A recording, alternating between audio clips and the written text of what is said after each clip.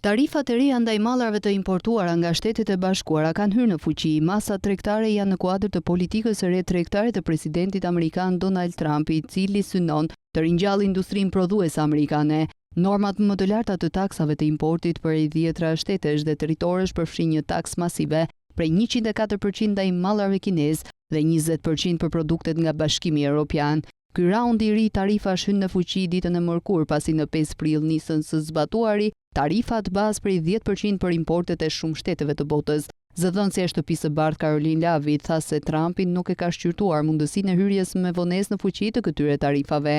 Vetë Trumpi ka dhënë sinjale të përzierë lidhur me atë nëse tarifat do të mbeten në fuqi, ndërsa I përshkroi ato si të përhershme. Ai tha se përfaqësues të shteteve të prekura ishin rrugës për në Washington për të negociuar marrëveshje dypalçe tregtare. Kemi shumë vende që po vijnë për të bërë marrëveshje, tha ai në një ngjarje të organizuar nga Shtëpia e Bardhë në 8 prill. Më vonë Trumpi shtoi se priste që edhe Kina të kërkonte një marrëveshje tregtare me SBA-n. Administrata e Trumpit ka planifikuar bisedime me përfaqësues të Koresë së Jugut dhe Japonisë, dy aleatët më të afërt dhe partnerë të mëdhenj tregtar të Shteteve të Bashkuara të Amerikës.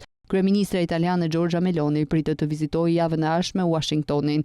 Presidentja e Komisionit Evropian Ursula von der Leyen është ndër zyrtarët që kanë ofruar një ulje të ndërsjellë të tarifave, por gjithashtu ka paralajmëruar edhe kundërmasa mbetet ende opsion. Trumpi shpalli tarifat në 2 prill duke quajtur atë dita e çlirimit të Amerikës dhe tha se ajo do të mbahet mend si dita kur industria amerikane rilindi, dita kur u rimor fati i Amerikës dhe dita kur nisën ta bëjnë Amerikën përsëri të pasur.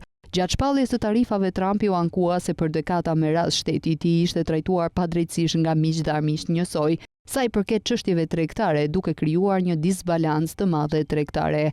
Bursat në mbar botën kanë rënë ndërsa tarifat po zbatohen dhe ekonomistët paralajmërojnë se ato do të rrisin çmimet e mallarëve që konsumatorët amerikanë blejnë çdo ditë, veçanërisht duke qenë se tarifat e reja ndërtohen mbi masa tregtare të mëparshme. Vendet e prekura priten gjithashtu të kundërpërgjigjen. Kina ka reaguar tashmë duke vendosur një tarif prej 34% për të gjithë mallarët amerikanë. Kjo përqindje përputhet me nivelin që ishte në fuqi përpara se Trump të njoftonte se Shtetet e Bashkuara të Amerikës do të vendosnin një tarif prej 104% ndaj Kinës, duke filluar nga 9 prilli.